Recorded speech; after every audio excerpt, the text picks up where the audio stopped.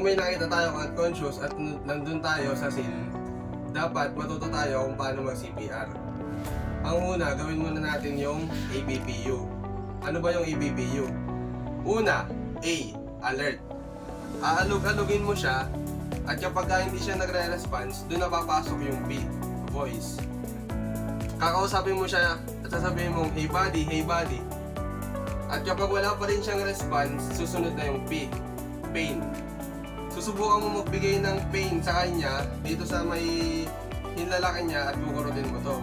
Kapag wala pa rin siyang response, ang may kukonclude mo na ay unconscious siya. Susunod na gagawin mo ay ABC. Paano ba gawin ng ABC?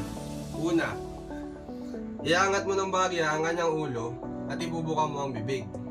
Tapos, titingnan mo yung airway niya, papakiramdaman mo kung may hangin ba na lumalabas. Pangalawa, B. Breathing.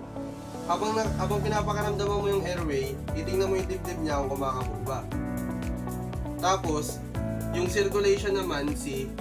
Dito, titingnan mo yung pulso niya dito para malaman mo kung humihinga ba siya o hindi. Pagka nakita mo wala siyang breathing o hindi siya humihinga, doon ka na mag-umpisang mag-CPR.